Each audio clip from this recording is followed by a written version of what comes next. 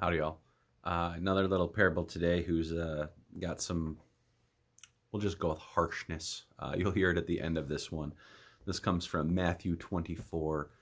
It's not right before the parable of the talents, but it's a couple stories before that, so you're going to hear a similar theme in this one. I hope it makes a little bit more sense in light of the parable of the talents. That's why I'm doing it a second here, but it reads, "Who then is the faithful and wise slave, whom his master has put in charge of his household, to give all the other slaves their allowance of food at the proper time? Blessed is that slave whose master will find him at work when he arrives. Truly, I tell you, he will put that one in charge of all his possessions.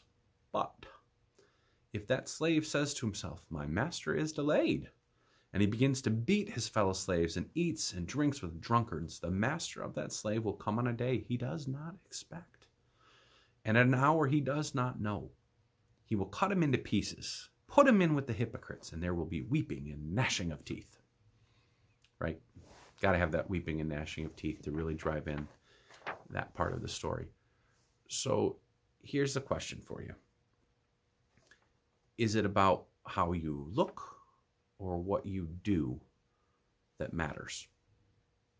I think it's both and, but, right?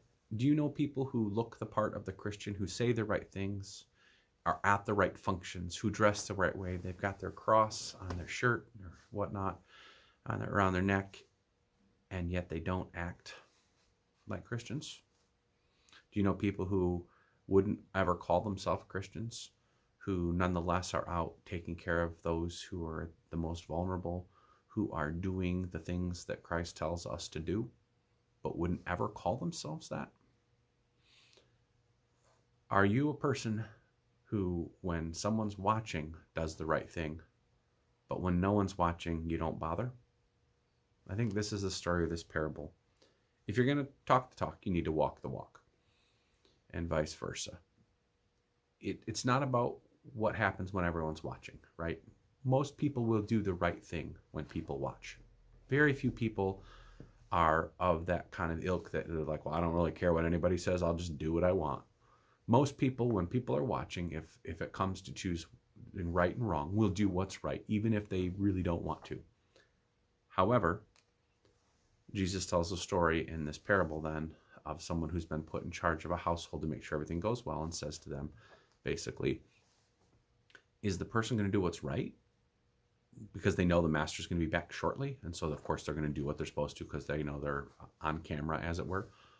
Or will they act like a buffoon and squander things and then act surprised when the master comes back? It comes down to, do you do what's right when no one's watching? My dad always told me that's the real measure of a person who says they're going to follow Christ. Will they do what's right when no one's watching? Would you open the door for someone when no one's around, when you could just walk by and ignore it? You saw that wallet on the ground and no one's around, do you pick it up and give it to someone, or do you pocket it? Right? It seems really black and white, cut and dry, and obviously it's not. But in this parable, we have the encouragement that in all we do, it should be with the thought, the idea that we are doing what's right at all times because that's who we are. Not just out of convenience, not just because someone's watching, not because it's the easiest path, but we do what's right because it's right. May you find more ways to live into that right relationship with God and to do what's right even when no one is watching. Talk to you soon.